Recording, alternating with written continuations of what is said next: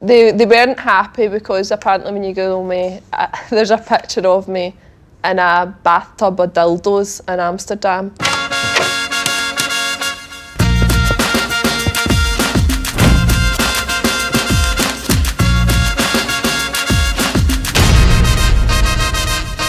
State your full name, please.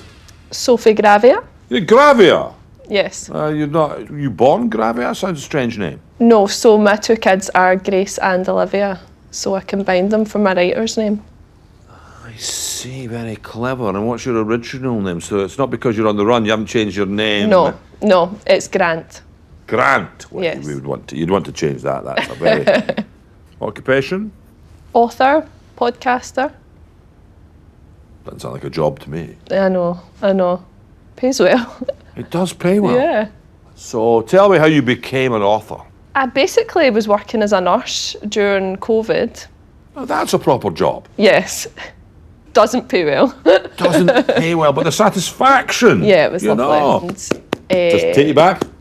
Yes. There you go. Pots and pans. Pots and pans. Yes. We got very little of the police, but rightly so. Yeah. So you were working during COVID. I was working in intensive care during COVID, so during that time we had to go to a wellness session and we had to say one thing that we were doing with our free time. I was actually just watching Netflix and doing nothing, but everyone else seemed to do something really worthwhile. I always wanted to write a book and I started writing my book. And what was your first book called, please? Glasgow Kiss. I haven't read it, my young assistant Paul did it, but he's told me it's can get a little fruity at times. It can be, yes. On the sauceometer, where does it sit? If you've got 50 Shades of Grey over here and you've got Raiders of the Lost Ass over there, where do you sit? I would say it's quite 50 Shades of Grey, but it's funny. It's not just spicy. It's leaning into the humour. Yes. You're a podcaster as well, I understand. At BBC Scotland, I filmed it with Christine McGuinness, who was married to Paddy McGuinness. Was? Yes, they're divorced. Well, I'm sorry to hear that. Unless it's what she was wanting to happen. No, I think she's quite happy. She's quite happy. Fine. Yeah. Good. So this podcast is called Situationships. You have a Hot Mess Hotline, I believe. We do. How does that work? So people contact us, they phone in and they basically tell us their dilemma. Okay. We had one a couple of weeks ago and the girl had been in love with this guy for ages. They went back to his house and things were heating up. He took off his clothes and he wasn't very big in the bedroom department. So she was asking, what should I do about this? Could you just, so the cameras can't see it, but could you just write down the figure, the number that women consider to be within the parameters? Just quickly. I think everyone's different. I'm not saying that this is your personal. Yeah, I think the average, we'll go for average. I just want to have a quick. That's fine. Absolutely tiny. Worst date? My worst date's probably I went out for drinks, went back to his because we couldn't get a taxi, so I went back to phone a taxi, and then I went to the loo, came out of the loo, and he was kneeling naked at the toilet door, and he asked to sniff my pants.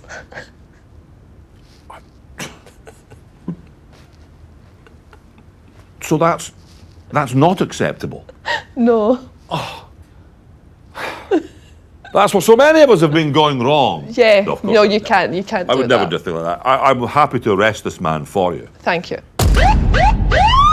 Do you think we would be able to have a collaboration, you and I? I'll just throw you the title and you tell me what would the book potentially... Okay. Bang Me Up. Would that work as this one? Bang Me Up. Yeah, I mean, I think that definitely high in this. There's a spice chart, so I think that would be... Where would that be in the spice number 5. Number 5, okay. You have the right to remain sexy? Oh, nah. Too cheesy. Too cheesy. Hold my helmet. Yeah, I think that's good. Hold my helmet. What would the plot of Hold My Helmet be?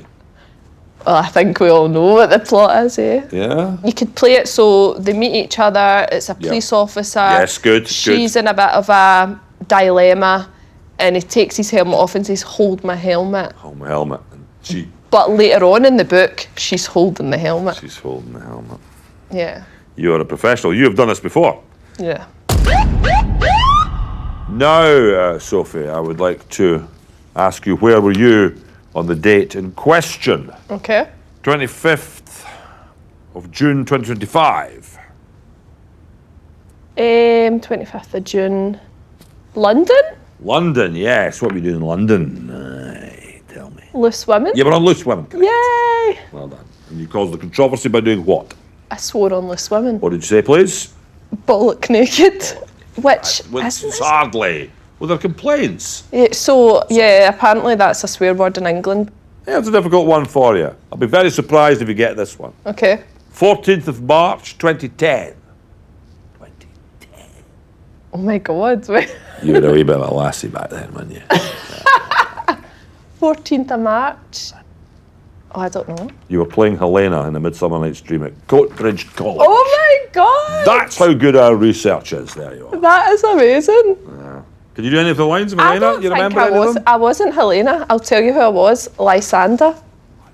I was the guy. This is why the whole country's falling apart. Yeah. Right? You get somebody. I got one of my best officers on this, and he's come back with Helena, and it's actually It was Lysander. Lysander. Can you remember any of the lines from Lysander? Absolutely not, but I loved it.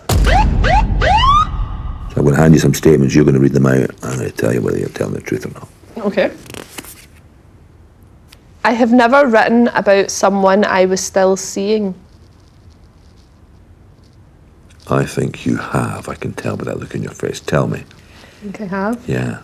Can you tell me about it? I think that the book that I've just written, Name of? Is it another? Stars and Swipes. It's a follow-on from the dictionary. Right, this is why you're paid the big bucks. Yeah, it's set in New York, so Stars and Swipes. Ah, even better. Yeah. It's perfect. Did you get your publisher to pay for you to go to New York to do some research? Yeah, of course. Research. Check that out. I am a better author than Ian Rankin. My view is you throw a stone and you hit an author better than Ian Rankin, but I just think... I've never read any Ian Rankin's books. Oh, well. So I feel like I can't comment. You can't comment. Yeah. But you're now... But he's sold a lot of books. Yeah, but then so have you. Don't do yourself down. Last one. I Google myself more than once in a week. Not true. But I do know my children do it. Ah. They weren't happy because apparently when you Google me, there's a picture of me in a bathtub of dildos in Amsterdam. And they say it's very embarrassing. Every child wants that. They yearn to see their parents in the bathtub full of dildos. Yeah. It's a very quick fire round. You just tell me whether you would glaze or tase the following. Sex in the City. Oh, glaze. Bridgerton. Glaze. America's Next Top Model. Glaze. Jane Austen. Tase. Interesting controversy. You don't like Yeah. Austen? Lost in Austen. William Shakespeare. Oh, love glaze. Irvin Welsh. Tase. Interesting man to make an enemy of. Oh, glaze. Well, glaze. We'll change that one. Christian McGuinness. Oh, glaze. Good. Paddy McGuinness. Tase. There we are. Sophie Gravia, you're free to go Thank you very without a much. stain on your character. Thank you for your time. Thank you very much.